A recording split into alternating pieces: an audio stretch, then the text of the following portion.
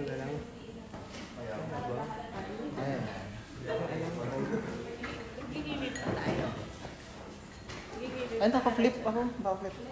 Hindi. Diretso. Pagod. Ba't naka-flip ako?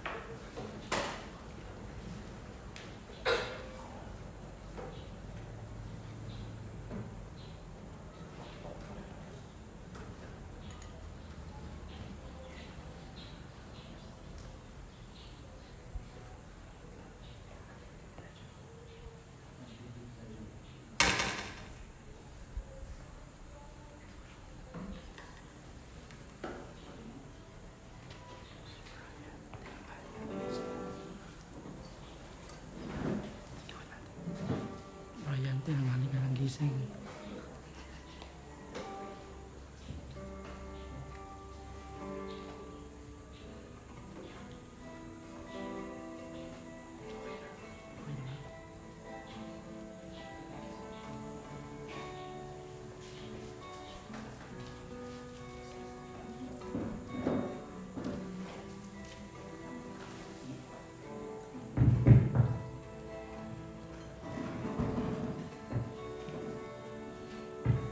Magandang umaga po sa ating lahat. Tayo po ngayon ay nasa ikalimang linggo ng Kwaresma. Dahil sa lungkot at hapis na naranasan niya sa pagkamatay ng kanyang kaibigang si Lazaro, pinamalas na Jesus ang kanyang dakilang tanda. Muli niyang binuhay si Lazaro bilang katibayan na siya ang buhay. Sa kamatayang tinanggap niya sa krus, nilahad ni Jesus ang pinakadakilang kabutihan, ang pagbibigay sa atin ng buhay na walang hanggan.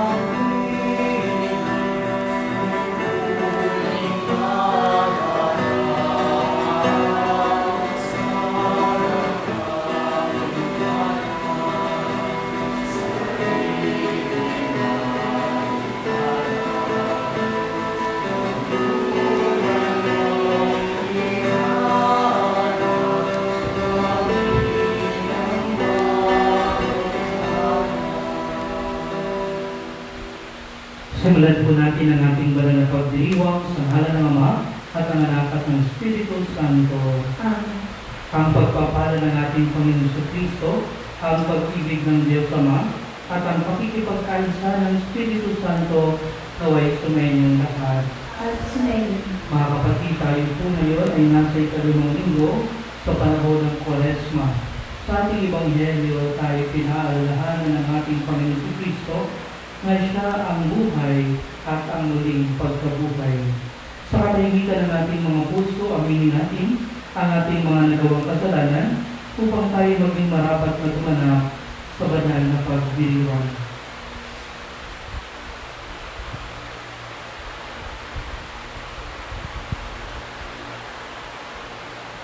Sabay-sabay tayo ay naamin ko sa makapangyarihang Diyos at sa inyo mga kapatid. Ngayon ba akong nagkasala sa isip, sa salita, at sa gawa, at sa aking pagkukulang. Kaya isinasamo ko sa mga alaberne na ina, sa lahat ng mga anghel at mga banal, at sa inyo mga kapatid, na ako ay panalangin sa Panginoong aming Diyos. Kaawaan tayo ng makapangyarihang Diyos, patawarin tayo sa ating mga kasalanan, at pagpabayan tayo sa buhay na walang hanggan. Amen. Panginoon, kaawaan mo kami. Panginoon, kaawaan kami. Kristo, kaawaan mo kami. Kristo, kaawaan kami. Panginoon, kaawaan mo kami. Panginoon, kaawaan kami. Manalangin tayo.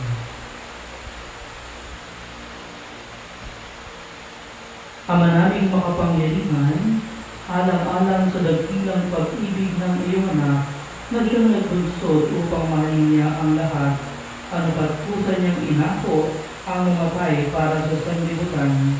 Kami naway masigasig na tumaha sa kanyang dinaanan, sa iyong pag-akay at sa kanyang pamamagitan.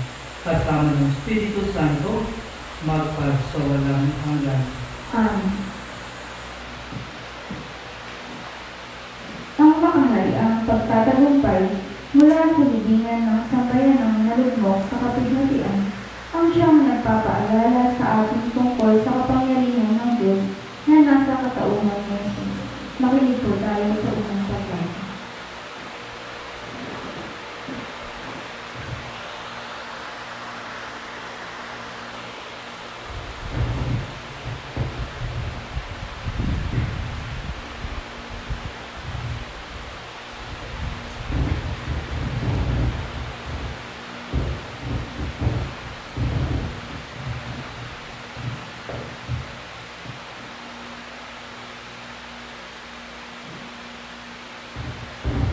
Pagbasa mula sa aklat ni Propeta Ezekiel.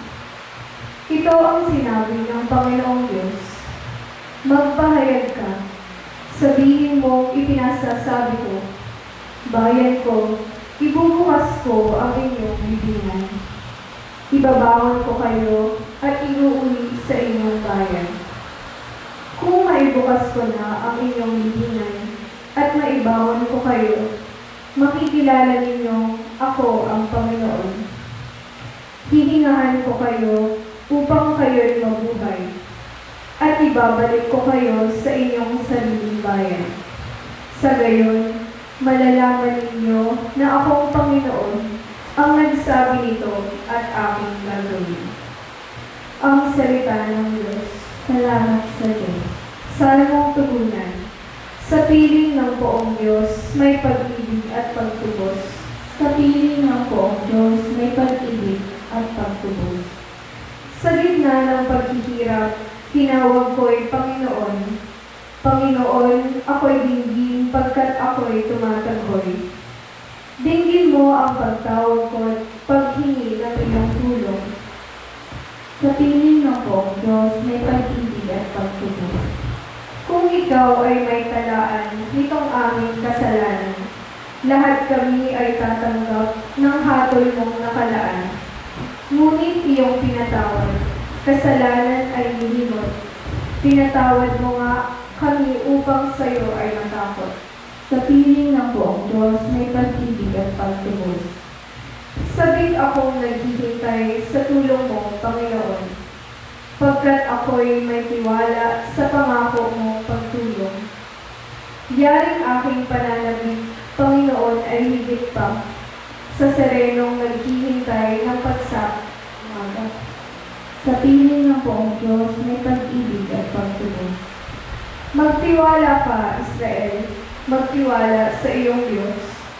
Matatag at di kukubas ang pag-ibig niyang dulot. Lagi siyang nakahanda sa sino man ay tumubos.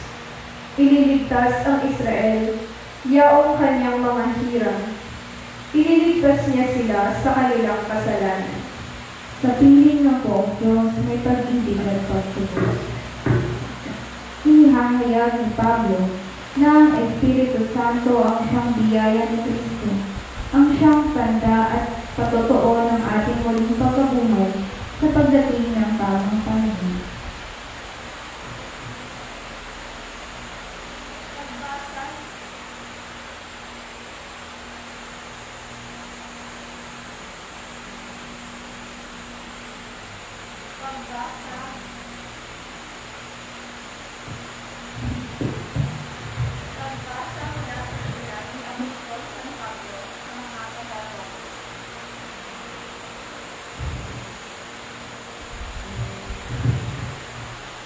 Mga kapatid, ang mga nabubuhay ayon sa laman ay hindi maaaring kalugdan ng Diyos. Ngunit hindi na kayo namumuhay ayon sa laman, kundi ayon sa Espiritu, kung talagang nananahan sa inyo ang Espiritu ng Diyos. Kung ang Espiritu ni Kristo ay wala sa isang tao, hindi siya kay Kristo. Ngunit kung nasa inyo si Kristo, bagamat patay na ang inyong mga katawan dahil sa kasalanan, buhay naman ang inyong espiritu dahil sa pinawalang sala na kayo. Kung nananahan sa inyo ang Espiritu ng Diyos na siyang muling bumubuhay kay Heso Kristo, ang Diyos din iyan ang magbibigay ng buhay sa inyong mga katawang mamamatay sa pamamagitan ng kanyang Espiritong nananahan sa inyo. Ang salita ng Diyos. Salamat sa Diyos.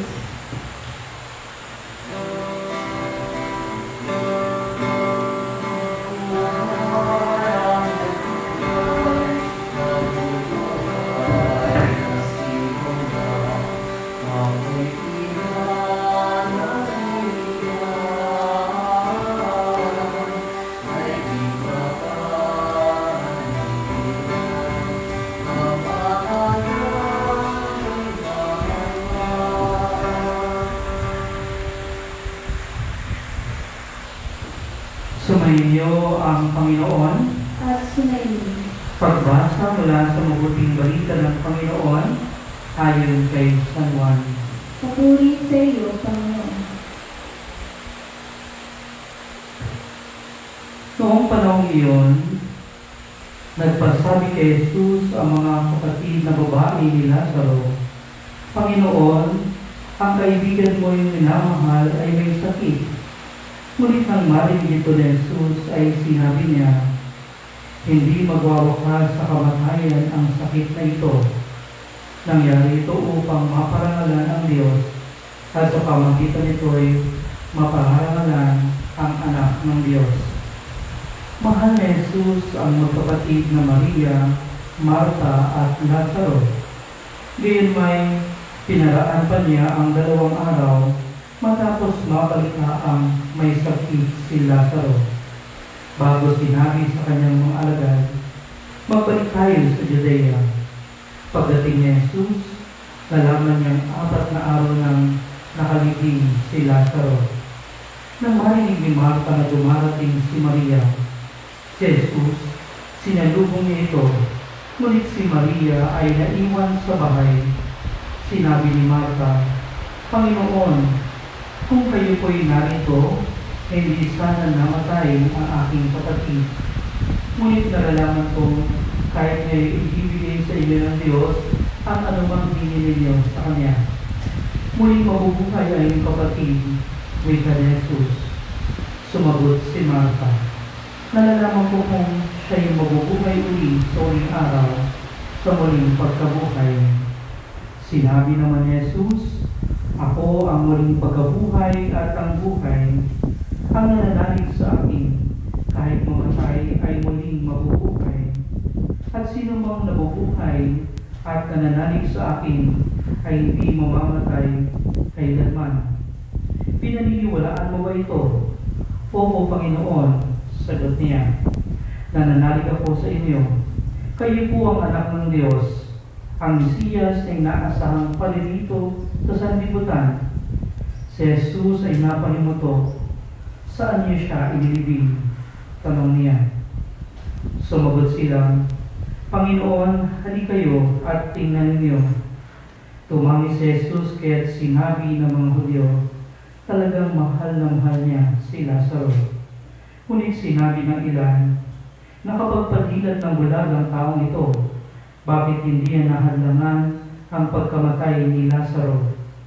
Muling napaimatok si Jesus pagdating sa libingan. Ito'y yungib na natatakpan ng isang bato.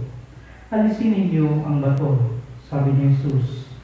Sumagot si Marta, Panginoon, nangangamoy na po siya ngayon. 4 na araw na siyang patay. Sinabi ni Jesus, hindi ba sinasabi ko sa iyo na kung mananalig ka sa akin, ay makikita mo kung gaano kadakila ang Diyos. At inalis nila ang bato.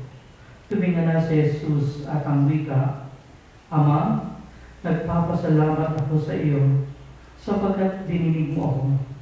Alam kong lagi mo akong dinidinig, ngunit sinasabi ko ito dahil sa mga taong nasa paligid ko upang maniwala silang ikaw ang nagsugo sa akin. Pagkasabi nito, sumigaw siya, Lazaro, lumabas ka. Lumabas nga si Lazaro. Napupuluputan ng kayong panlibing ang kanyang mga kamay at paa at nababalot ng panyo ang kanyang mukha. Sinabi ni Jesus sa kanila, kalagan niyo siya at nang makalaya. Marami sa mga Hudyong dumalaw kay Maria ang nakakita sa ginawa ni Jesus at nanay sa kanya. Mga kapatid, ang mabuting balita ng ating Panginoon. Ika namin, Panginoong Jesucristo. Magandang umaga po sa inyong lahat.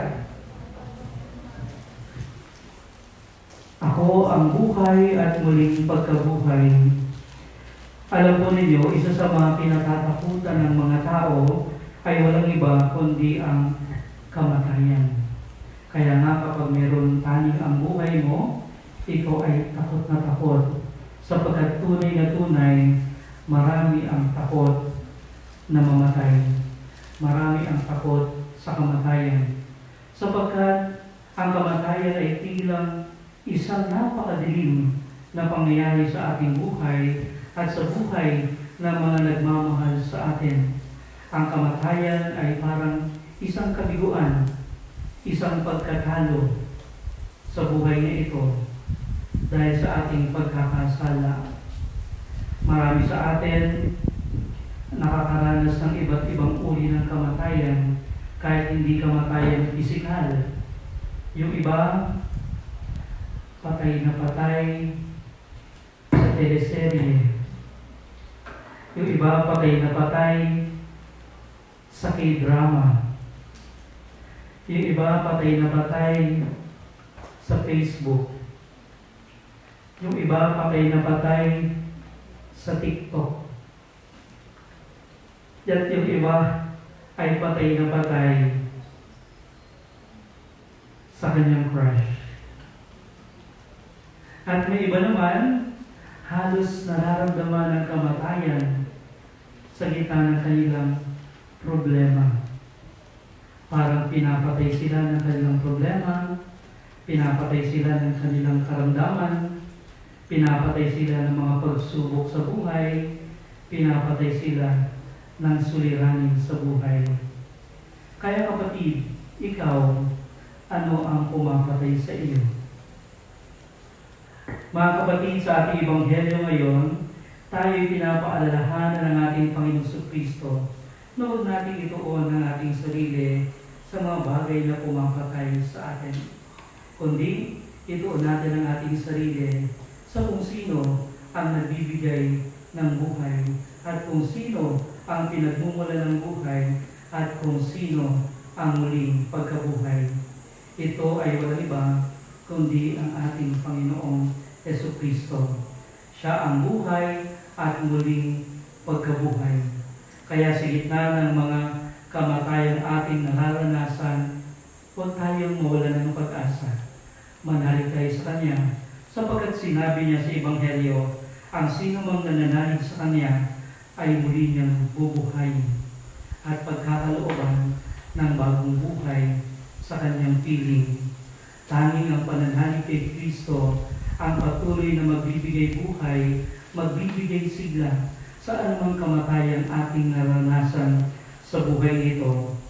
At sa ating Ebanghelyo, paano ba si Kristo nagbibigay buhay at paano kay Kristo masusumpungan ang buhay na walang hanggan?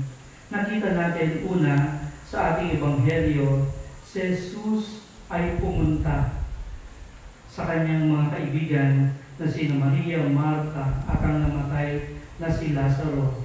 At sa kanyang pagparoon, nakita natin kung paano si Kristo ay nanangis, nagdalamhati kasama ng mga kapatid ni Lazaro na naulila.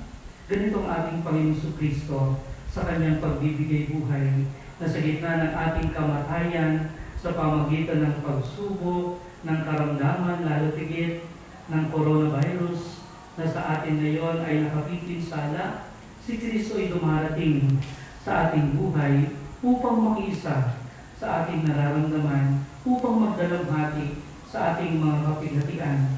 Siya ay naririyan at handang dumamay. Pangalawa, si Kristo, nakita natin sa ating Ebanghelyo kung paano niya binigyan ng kalakasan ang mga naulila na ni Lazaro na sina Maria at Marta. At sinabi niya na hindi mamamatay ang iyong kapatid, kundi siya ay muling mabubuhay. Sa pamagitan ng kanyang pananalita, binigyan niya ng sigla ang pusong lupaypay, ang pusong namumulila ni Marta at ni Maria. Ganyan din ang ating Panginoon Kristo. Sa karanasan ng ating kamatayan, narito siya upang tayo ay kausapin, upang tayo ay bigyan ng mga pananalitang nagbibigay sa atin ng kalakasan, ng bagong sigla at ng bagong buhay. At sa huli, nakita rin natin ang ating Panginoon Kristo. Pumunta siya sa libingan ng kanyang minamahal na kaibigan na si Lazaro. Ganon din ang gagawin sa ating mga kapatid ng ating Panginoon Kristo. Sa gitna ng ating mga kamatayang nararanasan, naroon si Kristo kasama natin na mamatay at kasama rin natin siyang magdudulot sa atin ng bagong buhay. Kung paano sa binyag tayo ay namatay kasama ni Kristo at sa ating kamatayan, tayo rin ay kasama ni Kristo sa kanyang muling pagkabuhay. Sa madaling salita, lagi natin kasama ang ating Panginoon Kristo, lalo tigit sa gitna ng kamatayan. Dahil si Kristo ay hindi Diyos ng mga patay, kundi si Kristo ay Diyos ng mga buhay at nagdudulot ng bagong buhay at buhay na walang hanggan. Kaya mga kapatid, huwag tayong manatiling nakasara sa ating mga libingan. Huwag tayong manatiling nakasara sa ating mga suliranin, sa ating mga problema, sa ating mga pagsubok. Huwag tayong manatili doon. Bagkus, umasa tayo na si Kristo ay darating sa gitna ng ating kamatayan at katulad ng ating Ebanghelyo, siya ay sumisigaw. Sasabihin niya sa atin, lumabas ka upang tayo ay magkaroon ng bagong buhay. Mga kapatid, si Kristo ay dumarating sa gitna ng ating kamatayan upang tayo ay bigyan ng buhay, upang makamit natin ang buhay na walang hanggan. Amen.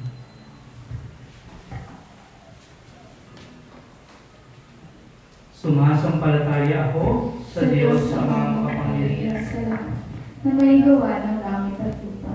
Sumasampalataya ako kay Jesucristo, iisang anak ng Diyos, Panginoon nating lahat. Nagkatawang tao siya lalang ng Espiritu Santo, ipinanganak sa Santa Maria Birhen, pinagpakasakit ni Poncio Pilato, ipinako sa krus na matay inilibing, nanawag sa kinaroonan ng mga yumao, nang may ikatlong araw na buhay ng muli, umakyat sa langit, nalulok sa kanan ng Diyos ang mga makapangyarihan sa lahat, doon magmumuli nag-iarbitrito at huhukom sa nabubuhay at namatay na tao. Sumasampalataya naman ako sa Diyos Espiritu Santo, sa banal na simbahang katolika, sa kasamahan ng mga banal, sa kapatawaran ng mga kasalanan, sa pagkabuhay ng muli na namatay na tao, at sa buhay na walang hanggan. Amen. Buong puso naman tayong manalangin sa Diyos Ama upang makabahagi tayo sa pagpapakasakit, kamatayan at muling pagkabuhay ni Yesu Kristo. Ang ating tutugon sa bawat panalangin, Ama namin, pakinggan mo kami. Ama namin, pakinggan mo kami. Para sa simbahan, patuloy nawa tayong magbigay ng pag-asa sa mundong ito na nanatiling nagdurusa habang naghihintay sa kalayaang hatid ni Kristo. Manalangin tayo. Para sa ating bayan, makabangon nawa tayo mula sa ating mga pagsubok sa buhay, makaranas ng kapayapaan at mamuhay ng may pag-asa sa hinaharap. Manalangin tayo. Ama namin, pakinggan mo kami. Para sa mga katulad ni Maria at Marta, manatiling matatag nawa sila sa kanilang pananampalataya kay Jesus na siyang muling pagkabuhay at buhay. Manalangin tayo. Ama namin, pakinggan mo kami. Para sa mga yumao, lalong-lalo na ang mga kaluluwa nila, Romeo Sr., Silvina, Fortunato Deterio, Daniel Agustin, Georgionia David, Dolores David, at Antonio Tan. Matanggap nawa nila ang kaganapan ng buhay sa kaharian ng Diyos. Manalangin tayo. Ama namin, pakinggan mo kami. Sa ilang sandali ng katahimikan, ating ipanalangin ang iba pang mga pangangailangan ng ating pamayanan, pati na rin ang ating pansariling kahilingan, lalong-lalo na ang personal na intensyon ni Justin Jen Herrera. Manalangin tayo. Ama namin, pakinggan mo kami. Diyos naming Ama, nagtagumpay si Jesus laban sa kamatayan. Tulutan mo makabangon kami sa aming kawalan ng pag-asa, sapagkat naniniwala kami walang makapag-ipiwalay sa amin sa iyong pag-ibig. Hiniling namin ito sa pamamagitan ni Kristo ang aming Panginoon. Amen.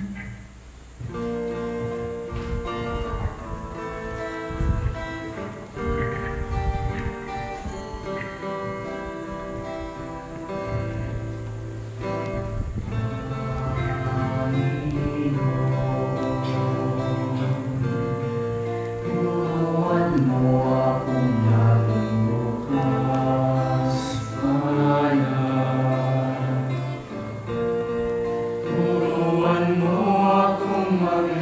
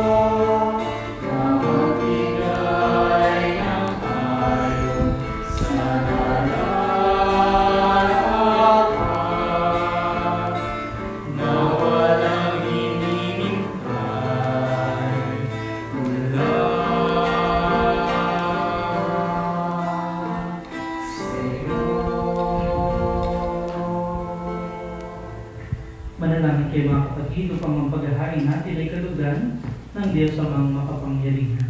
Tanggapin nawa ng Panginoon itong pagmamain sa iyong mga kamay, sa kapurihan niya at karangalan sa ating kapakinabangan at sa buong sangkayanan niyang banal.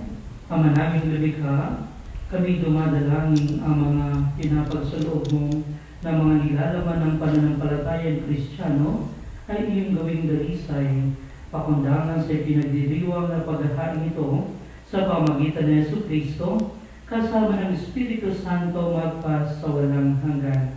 Amen. Sumainyo ang Panginoon, At sumainyo. itaas sa Diyos ang inyong puso at diwa. Tinaas na namin sa Panginoon. Pasalamatan natin ang Panginoong ating Diyos. Marapat na siya ay pasalamatan. Ama naming makapangyarihan, tunay ngang marapat na ikaw ay aming pasalamatan sa pamagitan ni Jesucristo na aming Panginoon. Siya'y dinanaiba sa amin, kaya't siya'y nagdalamhati rin sa pagpano ni Lazaro kaibigang giliw. Siya'y dinanaiba sa iyo, kaya't taglayang kapangyarihan mo, kanyang binuhay ang kaibigang yumao. Sa kanyang pakikiramay sa sangkatauhan, kami kanyang pinakikisamahan upang maipagdiwang ang mga paliwatig ng iyong minamahal na sa amin bumubuhay. Kaya kaysa ng mga anghel na nagsisiawit ng papuri sa iyo nang walang humpay sa kalangitan, kami nagbubuni sa iyong kadakilaan.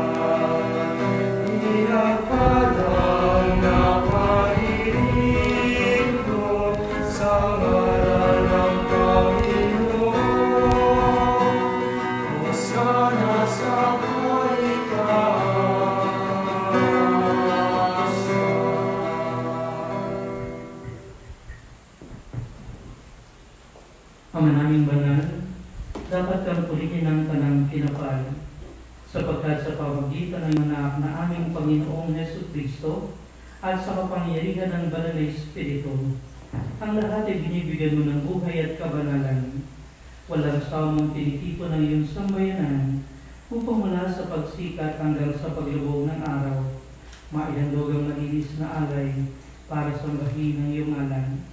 Ama, isinasamo naming pakabanalin mo sa kapangyarihan ng banal na Espiritu ang mga kaloob nito na aming inilalaan sa iyo. Ito nawa ay maging katawan at dugo ng iyong anak at aming Panginoong Jesucristo na nagutos ipagdiwang ang misteryong ito. Noong gabing ipagkanulo siya, hinawakan niya ang tinapay. Pinasalamatan kanya. Pinaghating-hati niya iyon. Iniabot sa kanyang mga alagad at sinabi, tanggapin niyo lahat ito at kanin. Ito ang aking katawan na ihahandog para sa inyo.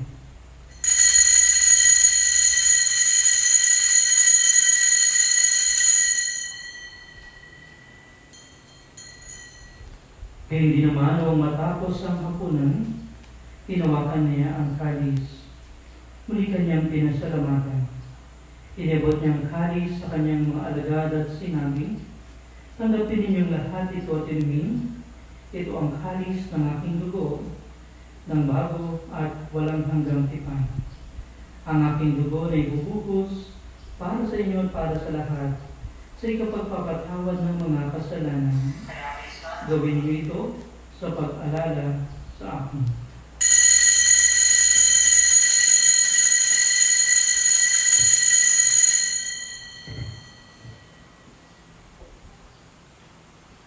Ipagbunyi natin ang misteryo ng pananampalataya.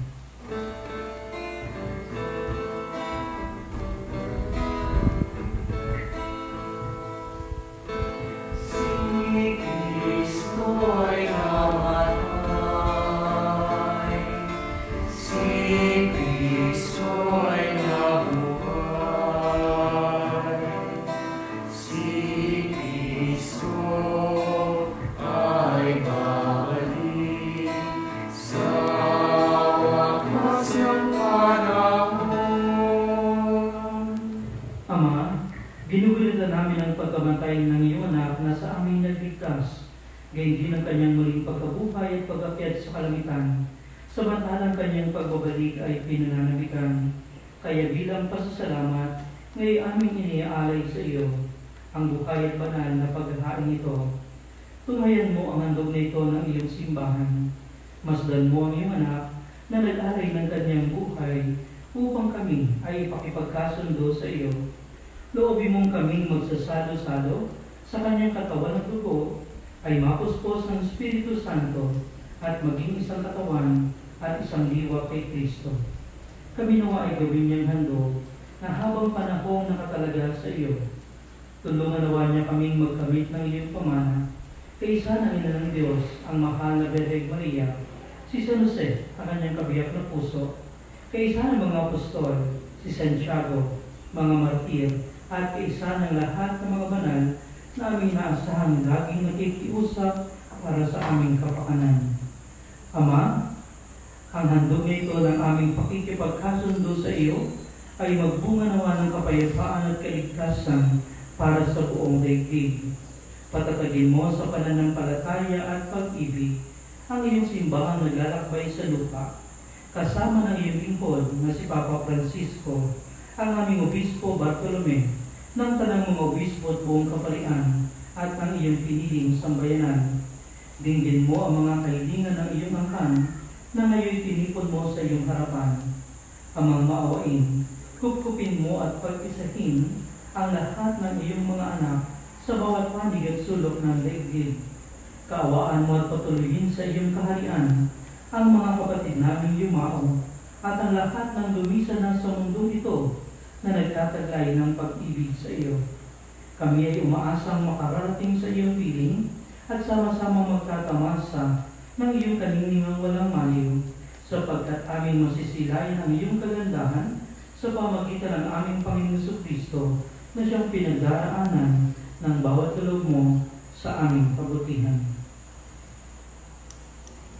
Sa pamagitan ni Kristo, kasama niya at sa Kanya, ang lahat ng parangal at papuri ay sa iyo, Diyos Amang makapangyarihan, kasama ng Espiritu Santo, magpas sa walang hanggan.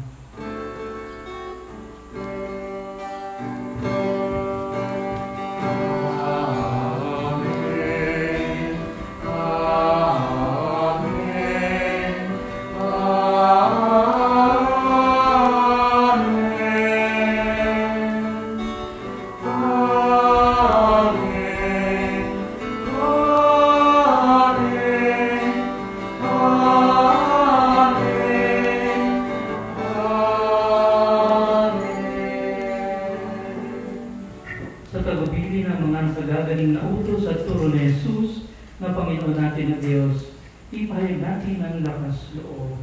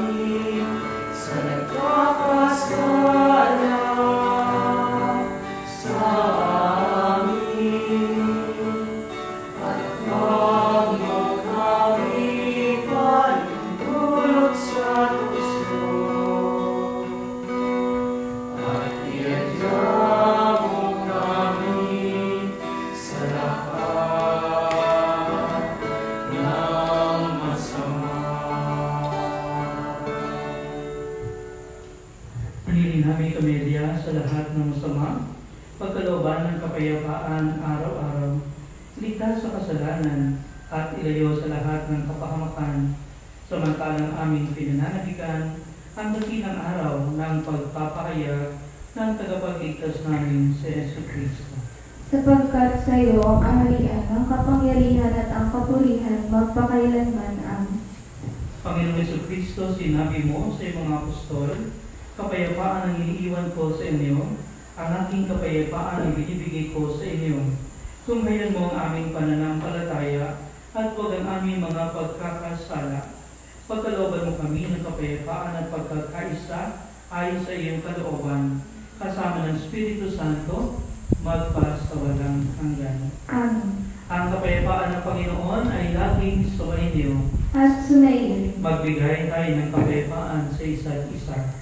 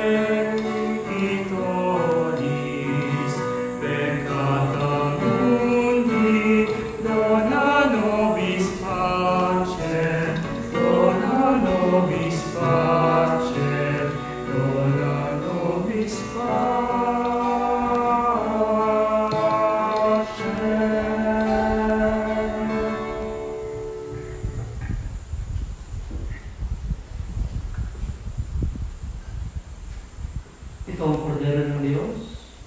Ito ang nag-aalis sa mga kasalanan ng sanlibutan. Mapalad ang mga inaanayahan sa kanyang piging. Karapat dapat na Magpatuloy sa iyo. Ngunit sa isang salita mo lamang ay gagaling na ako.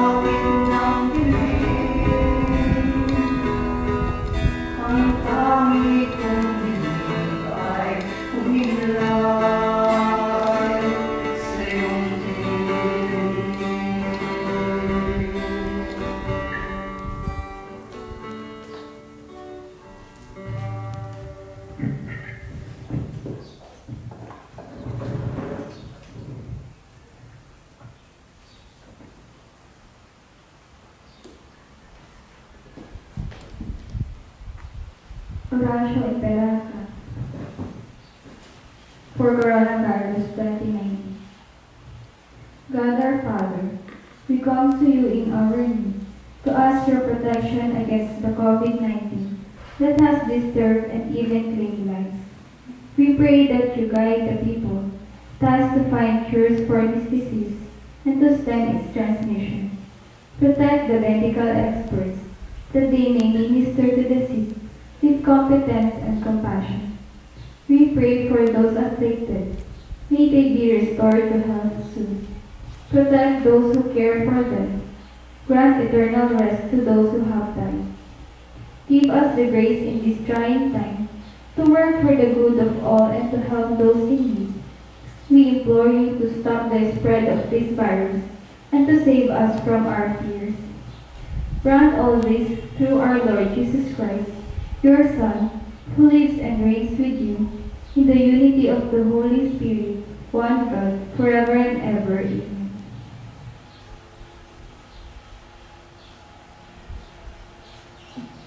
Mary, help of all Christians. Pray for us. Saint Raphael the Archangel. Pray for us. Saint Roch. Pray for us. Saint Lorenzo Ruiz. Pray for us. Saint Pedro Calungsod. Pray for us.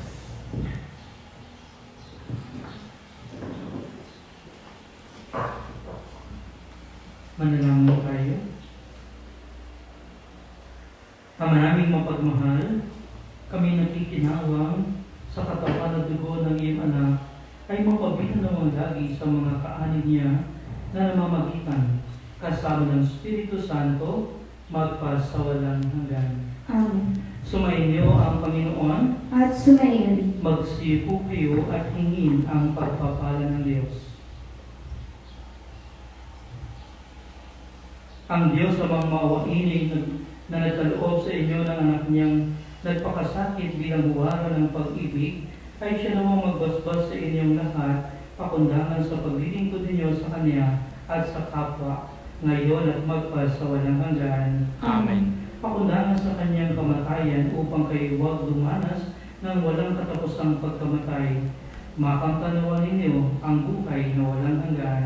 Amen. Pakundangan sa pagpapakumbaba niya para sa inyong kapakanan, kayo naway makasalo sa kanyang muling pagkabuhay, ngayon at magpasawalang hanggan. Amen. At pagpalain kayo ng makapangyarihang Diyos, ang Ama at ang Anak at ang Espiritu Santo. Amen. Tapos ang ating banal na misa, umaikay taglay ang pag-ibig at kapayapaan ni Kristo. Salamat sa Diyos.